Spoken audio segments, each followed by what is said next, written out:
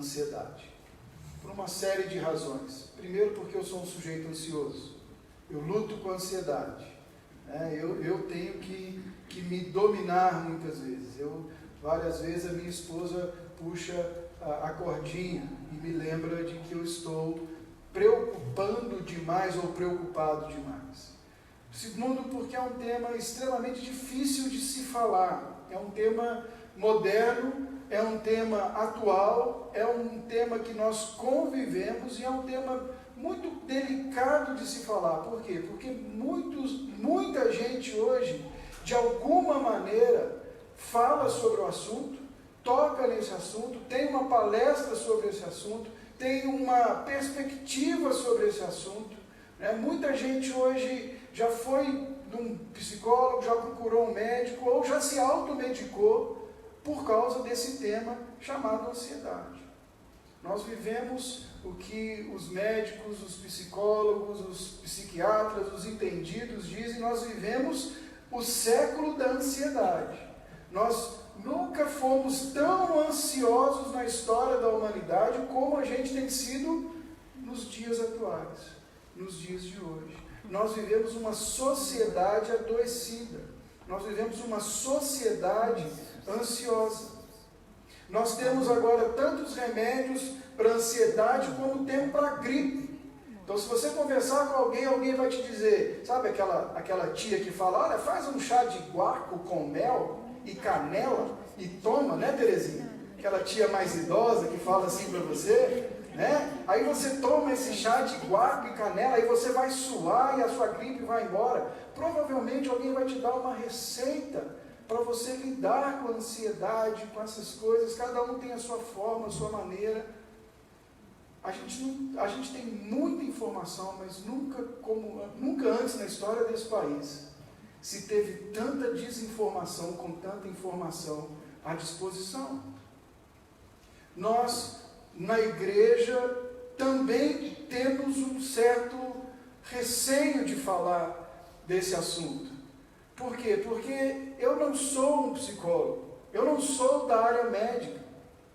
E muitas vezes a minha tendência, a tendência de alguém que está trazendo sobre esse assunto, é tentar falar da perspectiva e do ponto de vista que muitas vezes ele não conhece, do ponto de vista médico. Eu não estou aqui, nesses dias, nós não vamos falar do ponto de vista médico. Nós não vamos falar de um ponto de vista psiquiátrico ou psicológico. Nós vamos falar de ansiedade, de uma abordagem pastoral. Porque a Bíblia fala sobre ansiedade. A Bíblia nos alerta sobre a ansiedade. A Bíblia nos mostra uma maneira, uma forma de viver e conviver com a tal ansiedade. Então essa é a ideia dessa série de estudos. Essa é a ideia dessa série de palavras. É a gente começar a olhar para a palavra, a gente começar a olhar para a Bíblia e tentar olhar e descobrir o que a Bíblia fala sobre o tema e como eu posso, a partir da Bíblia, me posicionar diante desse assunto. Nós, como cristãos, precisamos entender uma coisa que há muito tempo a gente não fala e não entende, que é a questão de uma cosmovisão bíblica da vida. Nós falamos demais em mundo e reino. Tal coisa é do mundo, tal coisa é de Deus. Mas nós abordamos as Escrituras com uma mentalidade formada no mundo. Você vai sendo educado, você vai sendo criado, você vai lendo coisas, você vai vendo palestras. Então talvez eu tenha pessoas aqui que estão sentadas, que já ouviram tudo sobre o assunto nas perspectivas psíquicas, fisiológicas, médicas, mas nunca foram para a palavra perguntar e saber o que a palavra diz sobre esse assunto. A mesma coisa para a criação de filhos, a mesma coisa para casamento, a mesma coisa para como eu relaciono com negócios, com as pessoas com quem eu me relaciono, a mesma coisa sobre a minha relação com meu pai, com minha mãe, a minha relação comigo mesmo. Nós primeiro formamos uma consciência e depois tentamos adequar a palavra àquilo que formamos. Então nós vemos uma cosmovisão mundana e tentamos converter a palavra a essa cosmovisão.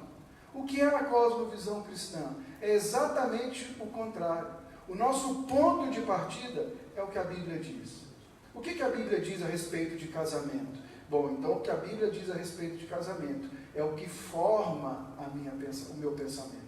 O que a Bíblia diz a respeito de relação de negócios entre um e outro? O que a Bíblia diz? Meu irmão me pediu para eu ser fiador dele. O que a Bíblia diz sobre isso? A Bíblia fala sobre isso.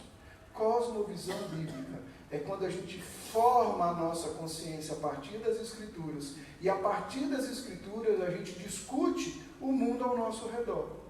Então é isso que a gente vai tentar fazer com esse tema.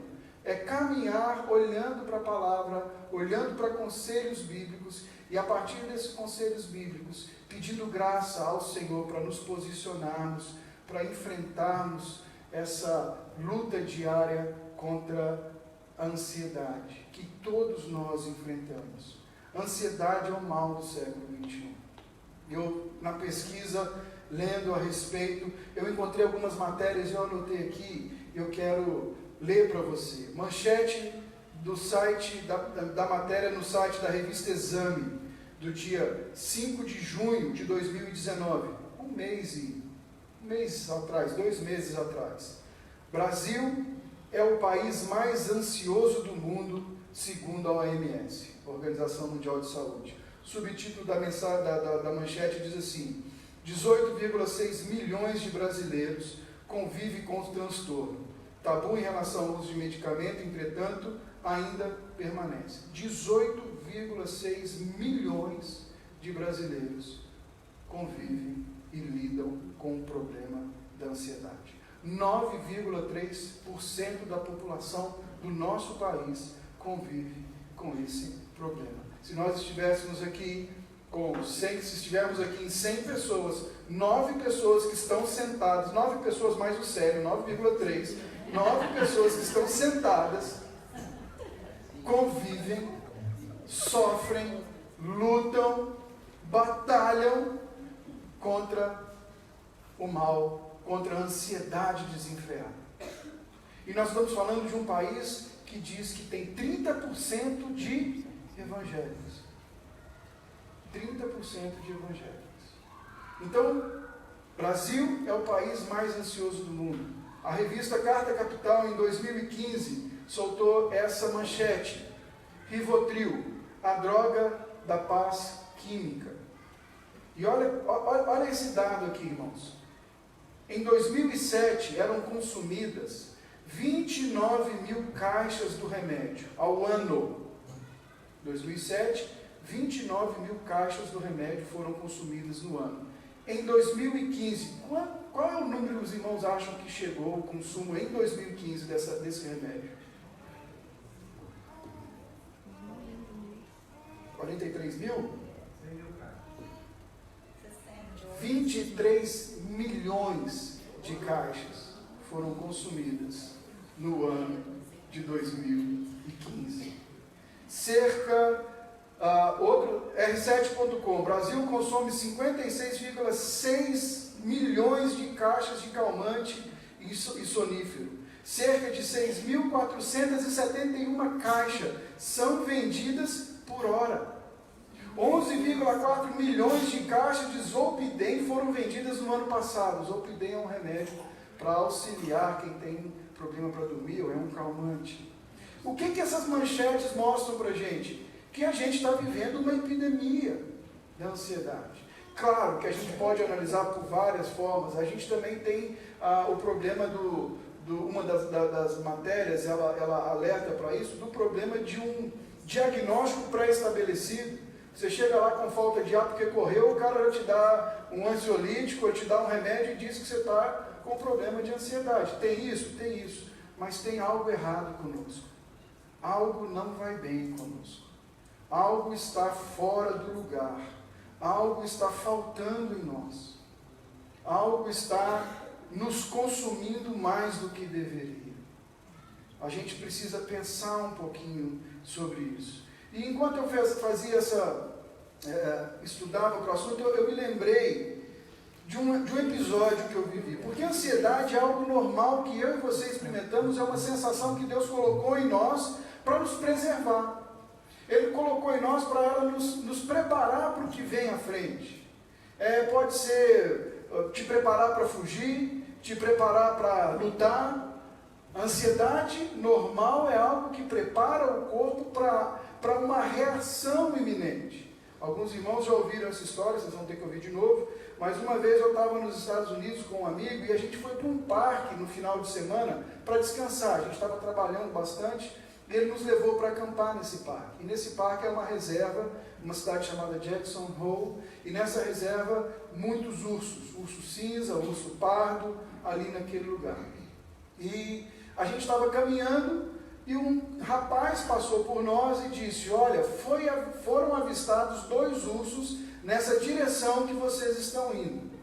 Era eu, o meu amigo, o Wellington, que é brasileiro, um outro amigo nosso americano do tamanho de um poste, cara é bem grande e forte, e atrás da gente tinha alguém. Ele não estava conosco, esse rapaz, ele estava só caminhando na mesma direção que a gente.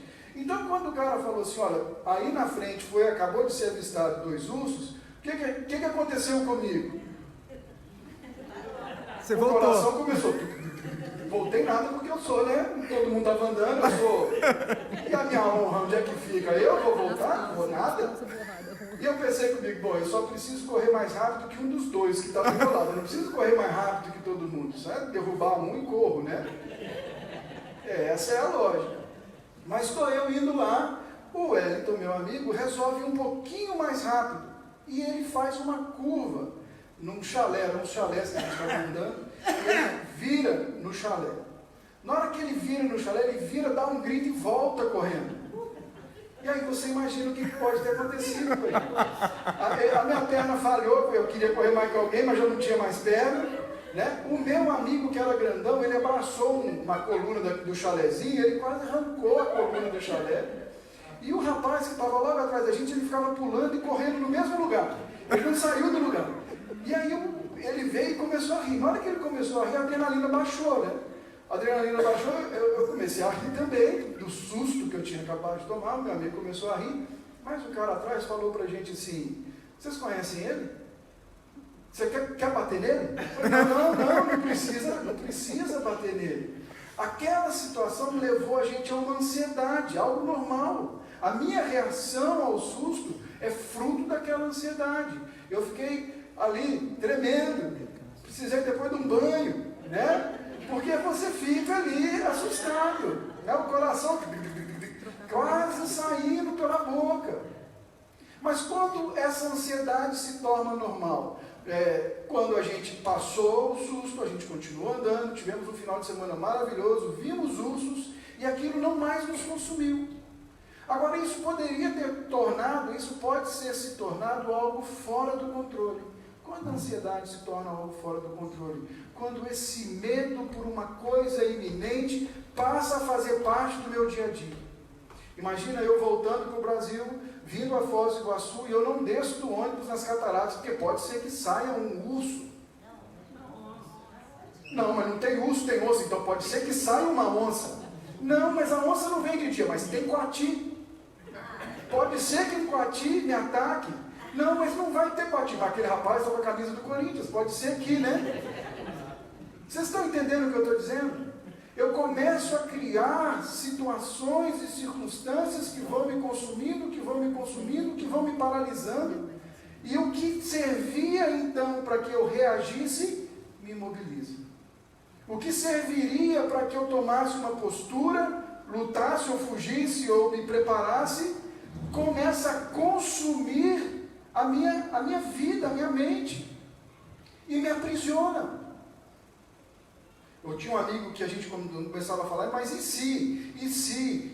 Ele sempre falava para mim assim: Gustavo, se minha tia tivesse bigode, ela era meu tio. Se não acontece, é se. Mas nós estamos presos no se. Nós queremos, irmãos, deixa eu dizer uma coisa para vocês: um dos grandes problemas da nossa ansiedade, do lidar com a ansiedade, ou do andar ansioso, é que nós somos maníacos por ter o controle das coisas na nossa mão. Nós queremos controlar tudo. Às vezes é até impossível você lembrar que quando você era criança, sua mãe não tinha um telefone para te rastrear onde te achar. A minha gritava na rua e eu escutava o grito dela onde quer que eu estivesse. Nós estamos querendo controlar todas as coisas. Nós queremos ter tudo muito bem explicadinho, tudo muito bem dentro da nossa forma de viver. Nós queremos criar relações onde a nossa agenda seja perfeita, se encaixe. Nós queremos casamentos igual aquele das comédias românticas, dos filmes que a gente vê em Hollywood. Nós queremos filhos que se encaixem no nosso padrão, da forma que a gente acha, do sonho que a gente teve para eles. Nós queremos empregos que nos paguem bem, que nos reconheçam o tempo inteiro, aonde o ambiente de trabalho seja o melhor possível. Nós queremos igreja que dê para a gente uma sensação maravilhosa de fogo, de bem-estar e de Nós queremos o controle das coisas. Nós queremos estar no controle das coisas. E esse é o primeiro problema que a gente enfrenta quando a gente olha para tal da ansiedade. Esse trecho que nós lemos de Filipenses capítulo 4, ele está no finalzinho da carta, ele já está chegando ao final da carta. A carta de Filipenses é uma carta escrita por Paulo da prisão. Paulo está preso, provavelmente na sua segunda prisão.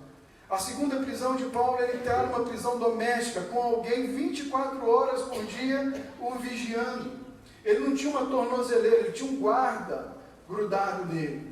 Ele tinha alguém o vigiando o tempo inteiro. Se você olhar no capítulo 1, versículo 20, vai dizer que ele não sabia, para ele tanto faz morrer ou viver. Então isso diz para a gente que Paulo não sabia o que ia acontecer amanhã.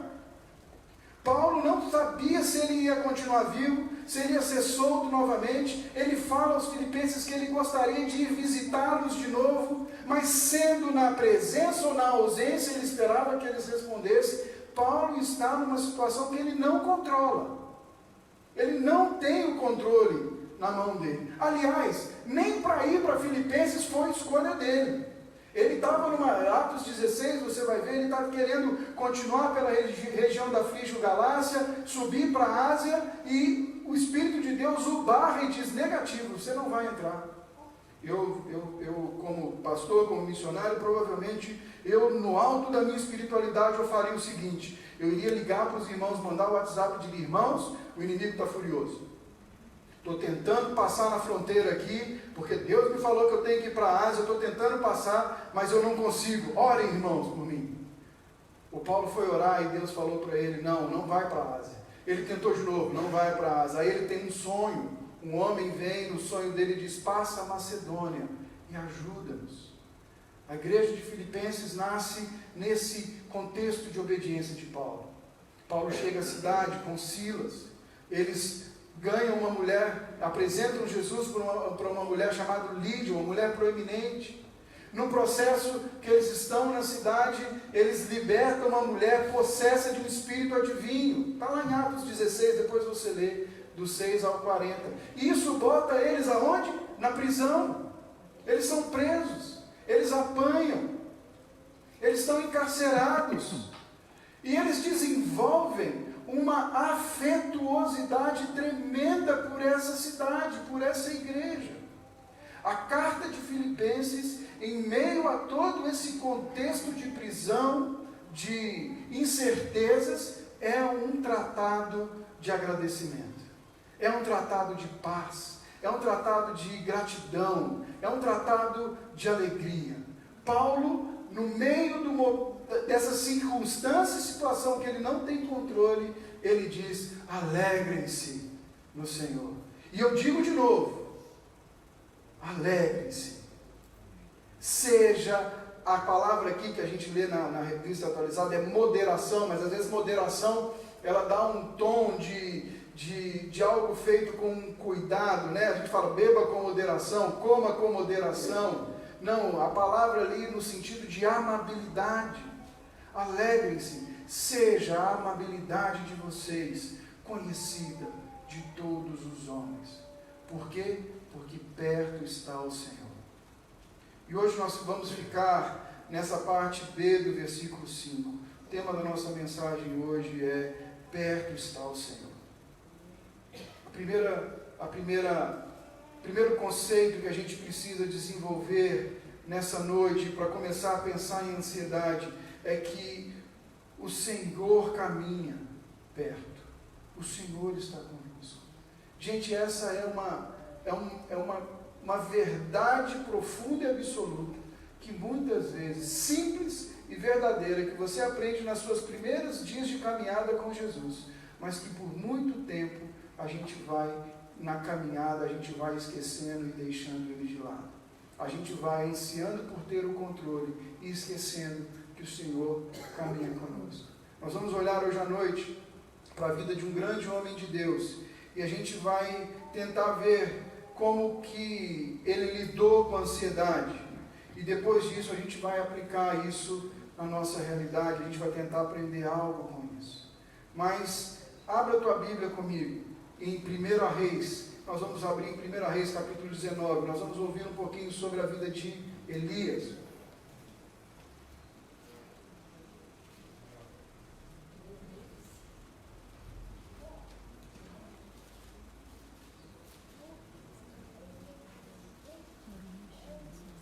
Se alguém souber onde fica Reis, me avisa, porque... Deixa aberto no capítulo 19.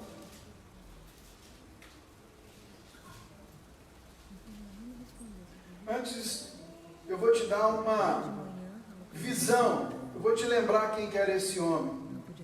Elias é o maior profeta de Israel.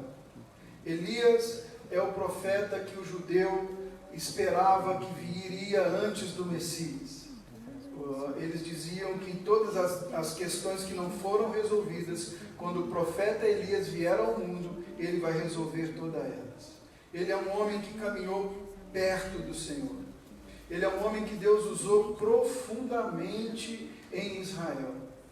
Elias é um homem profundamente usado por Deus, um profeta profundamente usado por Deus. No capítulo 17, no versículo 2, ele vai dizer que ele é tesbita, ele é morador de Gileade, e ele vai dar para Acabe a seguinte declaração: eu vivo diante da face de Deus.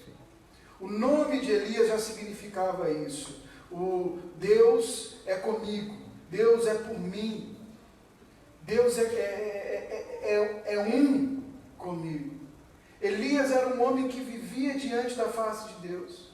Elias foi um homem que Deus usou e disse: diz a Acabe que eu vou punir Israel e não vai mais chover. Ore para que não chova. E ele orou para não chover e parou de chover. Por 3 anos, nenhum pingo d'água, nada de chuva. Na fuga que ele empreende de Acabe, porque Acabe vem a captura dele, a gente vê que ele é sustentado por um corvo. Olha que interessante. Ele está lá e ele ganha um corvo feliz. Vem o corvo com a carne e pão e entrega para ele todo dia, o sustenta, o alimenta. Gente, imagina, como que ele não consegue, como é que a gente não consegue enxergar que isso é Deus? Ou será que o corvo um dia acordou e falou: opa, eu queria lá levar para o Elias, coitado. Elias sai daquele momento, ele vai para Sarepta e vai viver, encontra uma viúva. Deus já havia falado com ele. E ele fala para ela: faz um bolo, cozinha para mim. E ela fala: meu Senhor, tudo que eu tenho só dá para mim e para o meu filho. Nós vamos cozinhar e esperar a morte. E ele fala: traz para mim, porque ninguém vai morrer aqui. Não vai faltar comida. Aquela mulher faz a comida, traz para ele. E nunca se acaba o azeite, e nunca se acaba a farinha. Provisão de Deus. Um dia o filho dessa mulher morre. Elias falou: eu falei que ninguém morreria aqui. E ele ora e aquele menino volta à vida. Um homem ousado, um homem usado por Deus, um homem que os feitos do Senhor se manifestava por ele, um homem que sabia o que Deus desejava e queria dele, No capítulo 18, quando a gente vai olhando, e ele vai se apresentar, depois de 3 anos, ele vai se apresentar, perto dos 3 anos, ele vai se apresentar a Acabe, e ele tem um diálogo interessante com um profeta chamado Obadias. E Obadias foi um profeta que, quando os profetas em Israel, os profetas do Senhor foram perseguidos, Obadias escondeu os 100 profetas do Senhor, e Obadias alimentava, sustentava esses profetas. E aí ele está falando com Obadias, e ele fala: Obadias, fala para Acabe que eu quero conversar com Acabe. Obadias fala assim: Elias, não faz isso comigo, meu amigo. É versão, revista atualizada minha aqui, tá? Não faz isso comigo, meu amigo. Tem 3 anos que ele te procura. Dizem que você está aqui, quando chega lá onde você está, o Espírito de Deus já te levou para outro lugar. Aí eu vou lá, falo que você quer vir, quando eu chego o Espírito de Deus te leva para outro lugar, quem morre sou eu. Não faz isso comigo. Olha só o nível da intimidade desse homem com Deus. Deus o escondia dos seus inimigos. E aí ele tem a reunião com Acabe, ele desafia 850 profetas, capítulo 18 de 1 Reis, e ele deixa lá os 850 profetas clamarem a Baal, e os 850 profetas clamam o dia inteiro, clamam, fazem o seu arruaça, e aí na hora do sacrifício ele fala: então tá bom, não conseguiram, não veio fogo do céu, então deixa que eu vou fazer, restaura o altar, coloca o sacrifício, faz uma canaleta. Aí ele fala: não tá bom, tá muito fácil, joga água, vai pegar fogo, você vai te falar que não está chovendo, foi combustão espontânea, não, joga água que vocês vão ver quem é o Deus, de que Deus eu estou falando. E a história você sabe, o fogo veio do céu, consome o holocausto.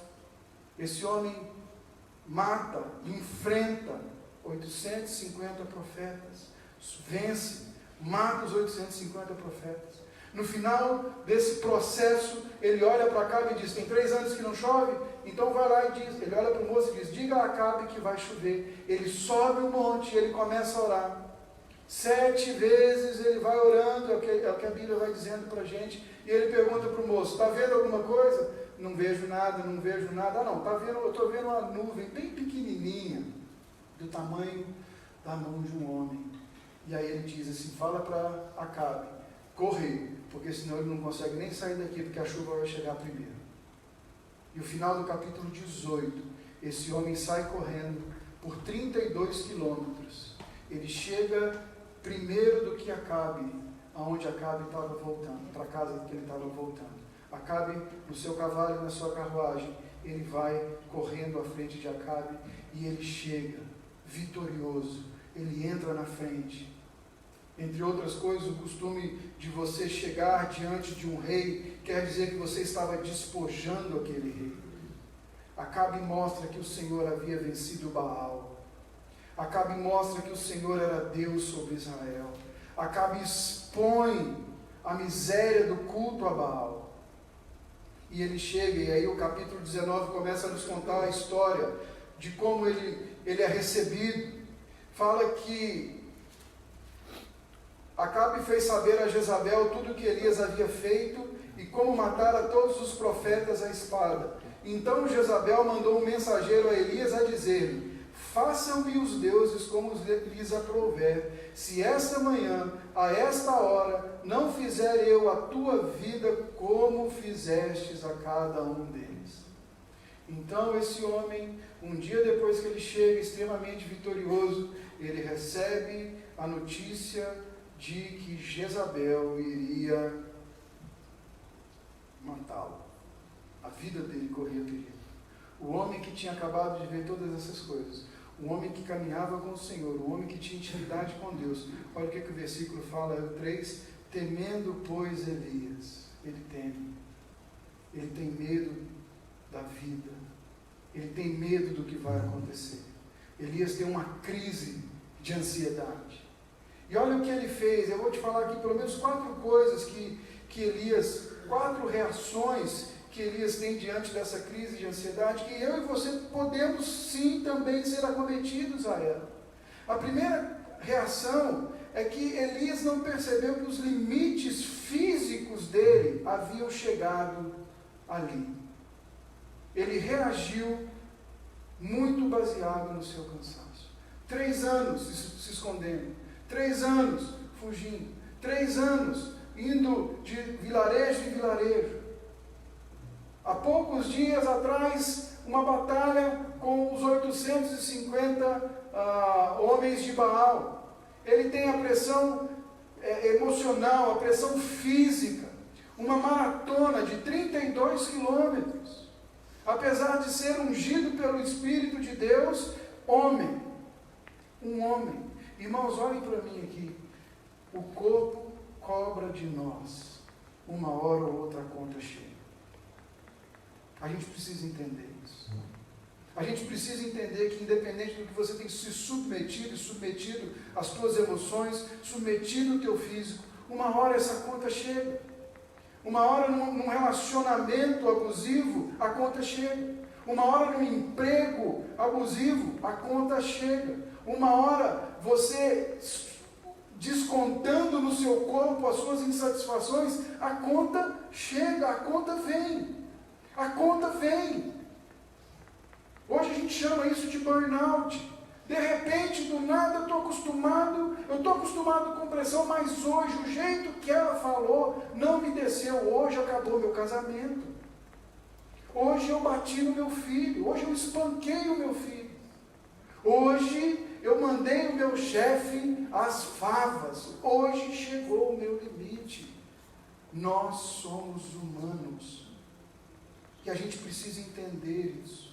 A conta vai chegar, seja no trabalho, seja no estudo, seja nas suas emoções. Nós estamos vivendo, irmãos, presta bem atenção nisso, na era das metas. Pessoas fazem de tudo e se sacrificam de todas as formas para bater as suas metas pessoais. A gente está sendo ensinado que a gente tem que ter metas pessoais e perseguir as nossas metas pessoais, custe o que custar, e que se você não alcançou é porque você trabalhou pouco. Sabe, eu conversava com uma pessoa uns anos atrás, um homem muito bem sucedido, e ele começou a me contar a história dele, de como ele vendia limão para viver. E como ele trabalhou pesado como servente de pedreiro, e ele foi contando a história dele, e ele resumiu o seguinte: quem não é rico, só é pobre quem quer, porque quem trabalha duro acaba enriquecendo. E eu olhei para ele e falei assim: irmão, desculpa, mas isso que você está me falando é uma mentira, porque eu conheço muitos trabalhadores que trabalham duro, levantam de sol a sol, capinam o dia inteiro, e não fizeram o império que você fez. Nessa conta existem variáveis, que não é apenas o levantar de manhã e dormir bem tarde à noite. Vocês concordam comigo ou não? Sim.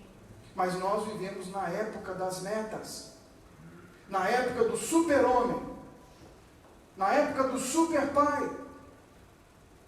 E a gente se submete a coisas que vão cobrar um preço lá na frente, irmãos. Quando cheguei a Foz, eu vi um caso que cortou o meu coração, de uma senhora que trabalhava no banco, e atarefada e atordoada, ela vai para o seu trabalho, só que ela esquece o seu bebê na cadeirinha, e o bebê falece, por causa da insolação, porque ela estava atarefada, ela tinha uma reunião, ou ela tinha as metas do final do ano para cumprir, as metas do final do mês para cumprir, e papel é papel, ele não quer saber, está ali, e aí você vai abrindo mão dos teus princípios e valores para conquistar as tuas metas que alguém estabeleceu para você, e uma hora a conta chega, uma hora chega. Uma hora a conta chega. E Elias não percebeu que ele estava no limite dele. Elias não percebeu que ali havia um ponto que ele deveria perceber, ele deveria parar, ele não deveria... Irmãos, a gente não deve tomar decisões, nem com muita alegria e nem com muita tristeza. Nos extremos nós não devemos decidir. Elias deveria ter entendido que ele precisava de um tempo para se recuperar. Elias deveria ter entendido algumas outras coisas. primeira reação de Elias era de base de um limite extrapolado. Segunda coisa que Elias faz no meio da sua crise e que é muito comum a quem reage à ansiedade. Versículo 3 vai dizer que, temendo, pois Elias levantou-se para salvar a sua vida e se foi a Berseba. Elias foge. Elias foge e isola-se. Elias não quer mais falar do problema. Elias não quer mais tocar no assunto. Elias quer sair de perto. E como se não bastasse só fugir do problema, ele vai até um determinado lugar e depois ele bate no moço que caminhava com ele e diz assim: daqui você fique e agora eu vou só. Eu não quero ver mais ninguém. Eu não quero conversar com ninguém. Eu quero ficar sozinho. Eu quero espaço. Eu não consigo respirar. Eu quero o meu lugar. Elias se isolou. Elias achou que não falar no assunto seria a solução. E às vezes assim a gente vai fazendo. Nós temos um problema sentido, nós temos algo a resolver, nós temos algo que nós precisamos sentar, encarar de frente, olhar nos olhos e começar a resolver. Mas o que a gente faz? A gente foge. Se eu não tocar no assunto, ele não vem. Eu lembro de uma época que a gente falava, né, que aquilo que você fala acontece, né, na época do pastor falava da bênção e maldição, e uma vez eu falei, mas isso é coisa do outro lado, né, do inimigo. Aí minha mãe falou assim, não fala isso, senão ele aparece por aqui, vamos ficar, não fala esse nome é proibido. Bem minha mãe, né, não fale isso, olha, cuidado, né? Se eu não falar, ele não vem. Eu falando ou não falando, ele está tentando contra a minha alma, irmão.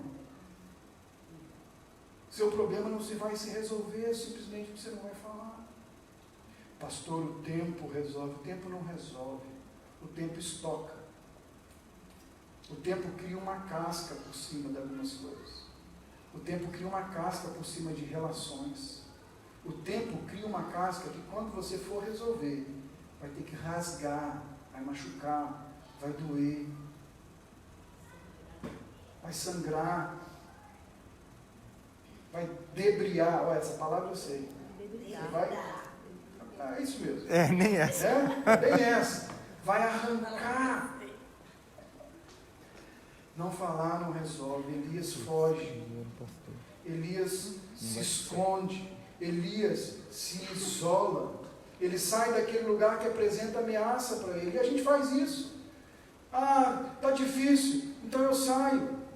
A igreja está difícil, eu saio da igreja. O emprego está difícil, eu saio do emprego. Meu filho, minha filha, minha família, não dá para sair dela, dá, mas eu posso me isolar deles. Eu posso evitá-los. E eu posso dizer que isso tem um nome bonito, mas eu estou isolando, me isolando. 80% dos relacionamentos abusivos, irmãos, prestem bem atenção, começa com o abusador isolando o outro daquelas pessoas mais próximas e de quem ela ama. Começa com o círculo íntimo da família, vai para os amigos, até que o momento todo o mundo daquela pessoa seja o outro, e ele a controle ou o controle.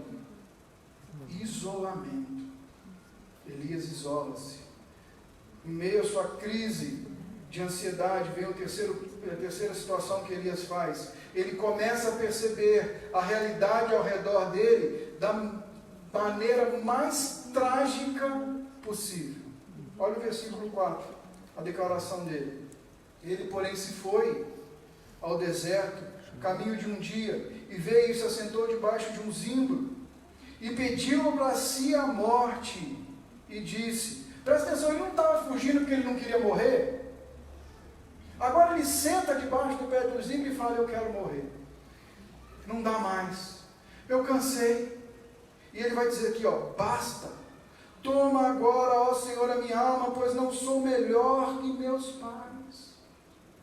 Elias começa a ver ao redor, ele descarta tudo que ele andou, construiu e viveu e foi com o Senhor até aquele momento. E ele começa a encarar a perspectiva da pior coisa que poderia acontecer. Ele não consegue ver mais nada além do problema dele. além da dificuldade dele, além da necessidade dele. É tão sério isso que a gente vai ver que no decorrer dos versículos, Deus o alimenta de novo de forma sobrenatural. Ele levanta, olha, quem fez essa fogueira, quem botou esse pão, quem fez tudo isso. Ele come, ele não sequer, aquilo não mais o maravilha, e ele volta a dormir. Ele foge da realidade. Elias percebe a situação pior do que ela pode ser. Ele agora pede a morte. Eu não sou nada, eu não sou ninguém, ninguém me ama, ninguém liga para mim, ninguém sente a minha dor, ninguém se importa com o quanto eu sofro. E não consegue ver que tem uma estrutura inteira atrás dele, dando suporte e apoio. O Elias está aqui.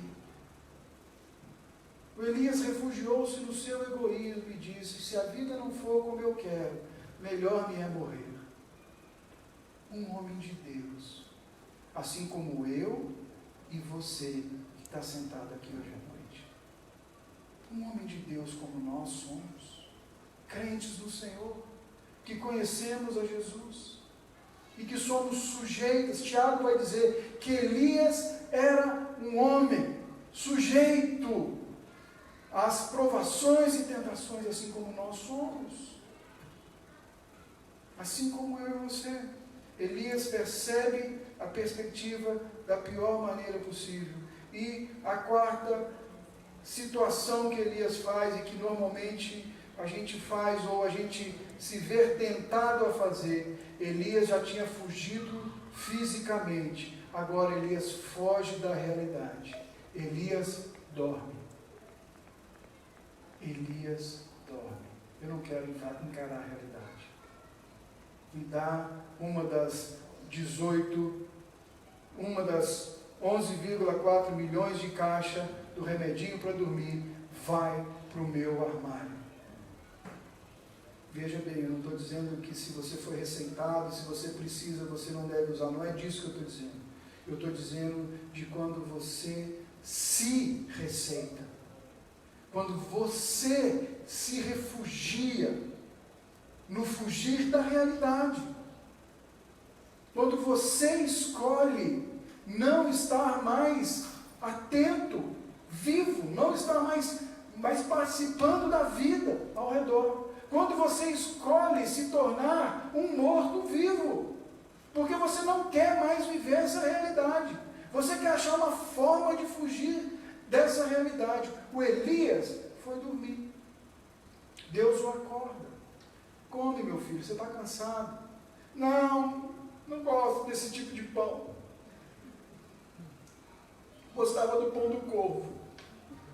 Nem Deus me entende mais. Eu quero dormir, me deixa em paz. Elias chega no fundo das suas emoções. Elias não percebe mais o cuidado do Senhor.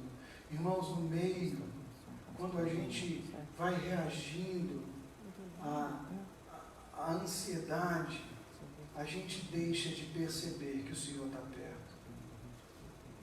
Nosso problema, aquilo que nos prende, aquilo que nos amedronta, aquilo que gerou os batimentos cardíacos além do normal, aquilo que gerou em nós uma preocupação, ele toma o lugar que deveria ser de Deus. E a gente precisa entender isso. Agora, como Deus age com Elias?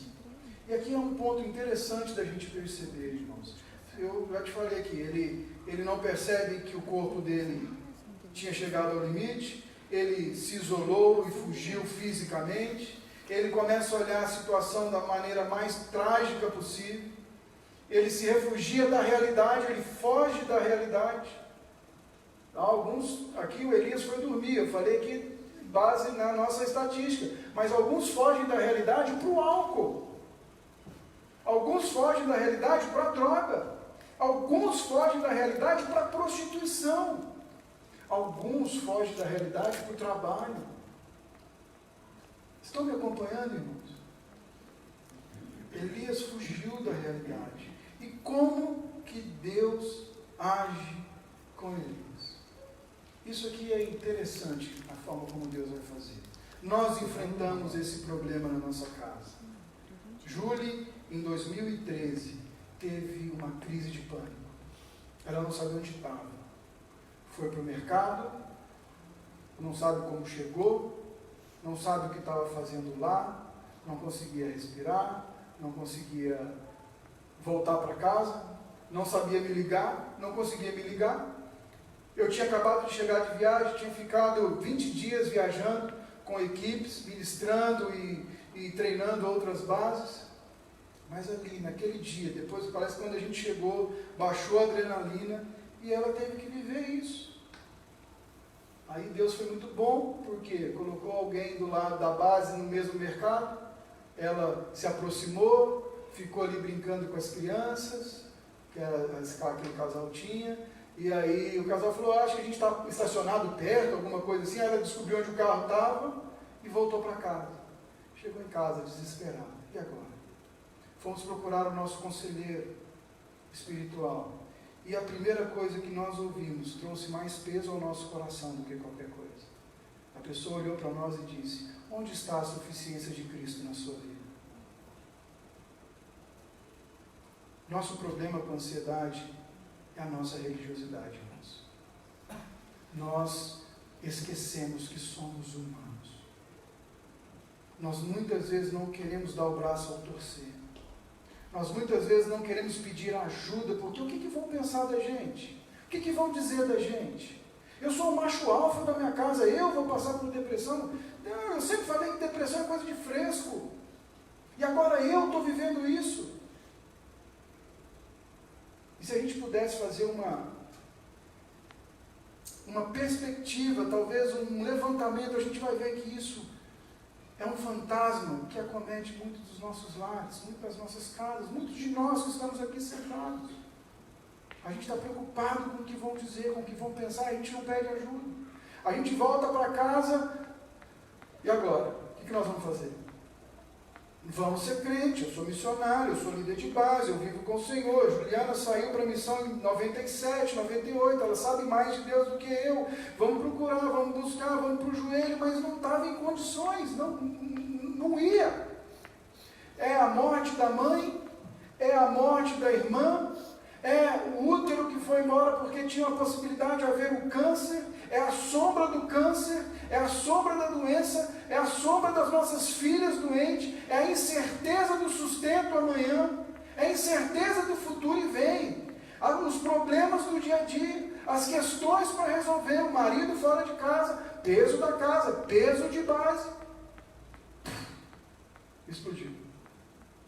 Amor, vamos procurar um médico. Fomos o primeiro médico. Ela saiu mais apavorada do que entrou. Porque a médica teve uma crise de pânico na frente dela. E chorou. E falou, e ouviu a história dela, e chorou, e deu um remédio para ela. E aí a gente, como bons médicos que nós somos, fomos no Dr. no Google, e a gente viu que o remédio iria sedá-la. Em outras palavras, a ideia do tratamento seria o seguinte: minha senhora, eu vou te tirar do mundo de órbita por alguns dias, quiçá alguns meses, e depois você volta e vai estar, as coisas vão estar se resolvendo por aí. Não, nós não vamos tomar isso. Oramos, pedimos ao Senhor, perguntamos ao Senhor, como é que nós vamos fazer? E Deus foi nos dando uma estratégia para agir. Como é que Deus trata com Elias aqui? Deus não pergunta para Elias nada. Deus não chega para Elias e diz, Elias, você não esqueceu quem você é? Ei, hello? Deus coloca comida, ele dorme, Deus vai bater nele de novo e vai dizer assim, negativo, você não vai dormir não. Come porque a sua jornada é longa. Tem muito que caminhar, Elias, vamos. E o Elias tem um momento de reânimo e caminha. E o Elias chega no monte de Deus, que era o Monte Horebe, e o que o Elias faz no Monte Horebe? Ele vai adorar o Senhor? Não, ele se refugia de novo dentro de uma caverna. Olha que maravilhoso como Deus age com Elias, irmãos. Ele vem para Elias e pergunta, Elias, o que você está fazendo aqui, meu filho? Sabe o que Deus nos perguntou? O que te aflige? Sabe o que Deus nos pergunta? O que te aflige? Perto está o Senhor. Aleluia. Louvado seja Deus. O Senhor não está interessado em coisas muito extraordinárias da sua parte. O Senhor está interessado em detalhes da sua vida, irmãos. O que te aflige? O que te coloca medo, Elias? O Elias vai responder para Deus e vai dizer assim: eu fui zeloso das tuas coisas, eu fiz o que você me pediu. Elias desabafa com Deus. Olha a reação de Jesus, ou do Senhor aqui para ele. Vai dizer que ele manda Elias vir para a porta da caverna. E na porta da caverna, um grande vento. Está chegando um terremoto agora, um vendaval agora, na costa dos Estados Unidos, de ventos de 269 km por hora. Diz que é um vento que as pedras caíam, as pedras não ficavam no lugar. Um grande vento passa. E a Bíblia vai dizer aqui que o Senhor não estava no grande vento. Depois daquele vento veio um terremoto. Tenta se imaginar, tenta imaginar a cena. As coisas tremem, a terra treme, cai coisa do lado dele. O Senhor não está no terremoto. Depois vem um fogo. Pega fogo a coisa. Cai o fogo, ou sobe o fogo. Mas o Senhor não está no fogo. Mas um sussurro, uma brisa suave começa a soprar. E a palavra diz que o Senhor se apresenta a Elias ao som de um sussurro. Daqueles que a gente tem que parar para ouvir. Daqueles que não dá para ficar lavando louça enquanto ele fala com a gente. Daqueles que não dá para prestar atenção no celular. Aquele que você tem que parar e ouvir. Elias, o que você faz aqui? Irmãos, Deus fala conosco. Porque perto, fisicamente, está o Senhor. A gente precisa dizer isso para a nossa alma. O salmista diz isso: porque está angustiada, porque está abatido a minha alma. Confia no Senhor. O salmista lembrava para a alma dele: confia, perto está o Senhor, daqueles que o invocam. Perto está o Senhor. Deus fala com Elias num sussurro. Deus fala com Elias quando ele menos espera, da maneira que ele menos pensava que seria, talvez. Um homem acostumado com coisas grandiosas, com fogo caindo do céu, com o Senhor levando para um lado, com o Senhor levando para o outro, ele orando, pessoas ressuscitando. Ele estava acostumado com essas manifestações, mas Deus fala com ele como um pai fala com o filho. Deus fala com ele como o pai que pega o filho pródigo, naquela passagem de Lucas 15, o abraça e fala no pé do ouvido dele. O mineiro fala pé do ouvido. Coisas que só eles dois sabem. Deus quer falar conosco na nossa intimidade, irmãos. Não perca isso de mente. Não perca isso de mente. O som suave na proximidade, no quarto de escuta. Deus está perto, está o Senhor. Nós não precisamos esperar que Deus vai falar conosco de forma estrondosa. Sabe qual é o nosso problema? Às vezes a gente espera que Deus nos cure para que isso seja um sinal de que Ele está falando com a gente. A gente esperava que a gente acordaria uma manhã com tudo resolvido, sem nenhum problema, sem nenhuma batedeira, sem nenhuma falta de ar, sem nenhuma crise na nossa vida, porque é assim que Deus age, porque é assim que essa maldita teologia de prosperidade está dizendo para a gente que Deus é. Mas a gente acordou um dia com o mesmo problema, mas Deus falou ao nosso coração. Deus disse que Ele estava conosco. que Ele estava cuidando de cada um de nós. E se você olhar para a tua história, você vai ver que você tem inúmeros momentos assim. Mas você está esperando que vai ser no terremoto. Por quê? Porque eu comecei dizendo, você quer as coisas do seu jeito, do seu forma, do seu maneira, da forma que você planejou, você quer o controle das coisas. Depois que Deus fala com Elias, Deus pergunta de novo para Elias assim, o que você está fazendo aqui, Elias? E Elias então reconhece, ele diz, eu fui extremamente zeloso. Em outras palavras, eu te esqueci na caminhada. A tarefa era mais importante que você. A reputação era mais importante que você. Ter as coisas resolvidas era mais importante do que você. E o que é que Deus faz com Elias? Eu sei, Elias. E eu não desisti, não acabou. Você vai sair daqui. Ele não fala, fica aqui mais um pouquinho até passar direitinho. Não. Você vai sair dessa caverna. Você vai ungir Eliseu, profeta, em seu lugar. Você vai ungir um rei na Síria, você vai ungir um rei em Judá. E olha, Elias, deixa eu te explicar uma coisa, você não está sozinho. Ainda tem 7.000, Elias, que não se dobraram. E eu os guardei para mim.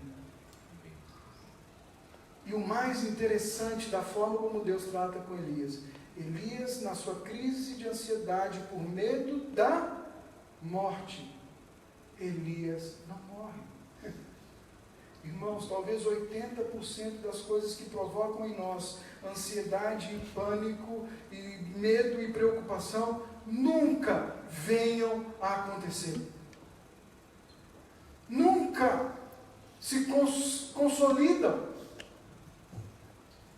Deus fala para Elias, você fez tudo? Então agora vem para um passeio comigo, vou mandar uma carruagem te buscar. Elias não morre. Elias não morre. Perto está o Senhor, irmãos. Perto está o Senhor. Nós precisamos cultivar, lembrar de quem Deus é enquanto caminhamos. Nós precisamos pedir ao Senhor que restaure em nós a alegria da nossa salvação. Nós precisamos clamar ao Senhor, não para que Ele faça o que eu quero, mas que eu perceba o que Ele tem feito, enquanto Ele faz. Não que Ele faça do meu jeito, mas que eu escute e me deleite no processo, mesmo que eu não entenda. Só para você entender o final da história, eu fui no cardiologista, um senhor ateu. Eu descobri que ele é ateu quando ele perguntou o que eu fazia. Eu falei o que eu fazia. E ele conversando comigo, e nós orando para saber o que a gente ia fazer. Já tinha passado 1 ou 2 meses de agonia. Esse homem olha para a Juliana e fala assim, você está bem? E ela falou, estou. Ele falou, não está. E aí ela conta para o médico o que tinha acontecido. E aquele homem, ali, na minha consulta, ele me esquece e começa a falar com a Juliana. Ele diz para ela assim, se você confiar, eu posso te ajudar. Eu vou propor um tratamento para você. Deus usou aquele homem. E aquele homem ajudou-nos no processo. 2 anos fazendo o tratamento, tomando os remédios, chegando ao ponto aonde a gente precisava. O problema dela era um problema químico, além de todos os outros problemas emocionais. Perto está o Senhor, na hora que a gente menos esperava, da forma que a gente menos imaginava, da maneira que a gente menos ansiava. O Senhor agiu. A gente precisa relembrar isso. Perto está o Senhor. O Senhor está perto de nós, fisicamente, irmãos. E para encerrar, eu quero te trazer um outro aspecto dessa verdade que Paulo está dizendo. Paulo está dizendo para a gente olhar para um outro aspecto que Jesus está perto, que Deus está perto, que o Senhor está perto. Ele está dizendo que a volta dele é certa. A volta dele é certa. Vou falar de novo, talvez você não entendeu. O retorno do Senhor, do nosso Rei, é certo, Ele virá. Ele não vai nos deixar. Ele virá. Sabe o que isso quer dizer, irmão? Que diante dessa realidade para o apóstolo Paulo, ele não podia fazer outra coisa a não ser alegrar-se, porque aquela prisão era temporária. As dores que você vive hoje são temporárias, os problemas que você enfrenta hoje são temporários, os medos que você tem hoje são temporários, porque o Senhor vem. O Senhor vem, Ele vai te buscar, e Ele vai te levar, e você vai viver num lugar onde não vai haver mais dor, mais morte, mais lágrima. Você vai viver diante da face do Cordeiro, você vai encontrá-lo te recebendo naquela porta. Perto está o Senhor. E sabe por que a gente não fala mais disso? Porque por alguma maneira a gente ama mais a terra do que a possibilidade do céu. Nós estamos como Elias, nós não queremos morrer. Eu quero o céu, mas não dá para ser sem morte. Perto está o Senhor, a volta do Senhor é certa. Então nessa noite eu quero trazer para você a primeira arma que você deve usar para lutar ou para encarar a ansiedade. Lembre que o Senhor está perto. Lembre que Ele é um Deus pessoal. Lembre que Ele é um Deus que não está interessado em performance, Ele está interessado no seu coração. Ele está interessado em quem você é. Ele está interessado em quem você se torna. Ele está interessado em você.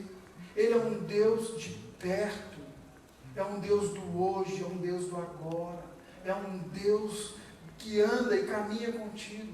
Mas é um Deus que vai vir te buscar. Que prometeu te buscar. Que diz que está preparando morada num lugar, e quando Ele vier, Ele vai te levar para esse lugar, e lá nós vamos gozar eternamente de relacionamento com Ele. Isso deveria queimar o nosso coração, irmãos. C.S. Lewis, ele diz assim: desde que os cristãos deixaram de pensar amplamente no mundo vindouro, tornaram-se ineficazes nesse mundo. Aspire o céu e terás a terra de lambuja. Aspire a terra e não terás nenhum dos dois. Nós precisamos olhar para o dia que o Senhor vai vir nos buscar. Nós precisamos sonhar, nós precisamos cantar mais sobre isso. Nós precisamos cantar mais sobre o céu. Nós precisamos olhar para o céu como uma realidade. Nós precisamos ter e deixar o Espírito nos convencer de quem Ele é e de que nós não seremos arrancados da sua mão. Perto está o Senhor. E eu quero terminar orando com você, e eu vou deixar para você aqui, de forma prática, como você pode experimentar essa realidade. Irmãos, primeira coisa, deixe Jesus assumir o controle da sua vida. Deixa Jesus controlar a situação. Eu não sei o que você vive, não sei o que te angustia, é o medo do futuro, é uma meta a bater, é o casamento, finanças, a idade chegando, eu não sei. Deixe no controle de Jesus. Deixe Jesus assumir o controle da sua vida. Se você está sentado aqui hoje e você conhece Jesus como um personagem histórico ou parte de uma vida religiosa, eu quero te dizer uma coisa: você precisa entregar a sua vida ao Senhor. Sem Cristo Jesus governando a sua vida, você não vai conseguir entender ou experimentar deixar tudo no controle dele. Se você está aqui nessa noite, se você nunca confessou a Cristo Jesus como seu Senhor e Salvador, hoje à noite é a tua possibilidade. Hoje à noite é o momento. E eu quero fazer uma oração com você. Se você está aqui hoje, é a primeira vez, se você nunca fez essa oração, fecha os teus olhos aí. Eu peço para a igreja também fechar os teus olhos. E eu vou te pedir para você orar e dizer: Senhor, eu hoje abro mão do controle. Eu reconheço que eu tenho te conhecido de uma forma muito cultural. Hoje eu quero te conhecer como meu Salvador. Eu entrego a minha vida ao Senhor nessa noite. Eu me rendo, Senhor. Eu me rendo, Senhor.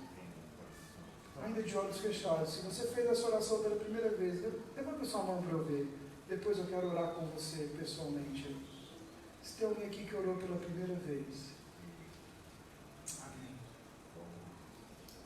A segunda oração que eu quero fazer é para você que já caminha com o Senhor e que talvez a sua caminhada está pesada, talvez a caminhada está difícil, talvez a ansiedade tenha te consumido, talvez os temores, talvez você está numa dessas fases do nosso amigo Elias. Você está querendo fugir, você não quer ver ninguém, você não quer conversar com ninguém. Talvez você está olhando para uma vida e a vida está cinza, tudo está cinza ao seu redor. Talvez você sequer tenha visto e entendido a ação do Senhor. Talvez você hoje precise realmente rededicar o controle da sua vida ao Senhor. Sabe, irmãos, chega um momento que a gente precisa, como diz aí, entregar as bênçãos. Chega um momento que você precisa reconhecer o Senhor no seu caminho. Chega um momento que você precisa entender que talvez como Elias, você é um homem de Deus, você é uma mulher de Deus, mas você está extremamente zeloso pela coisa errada.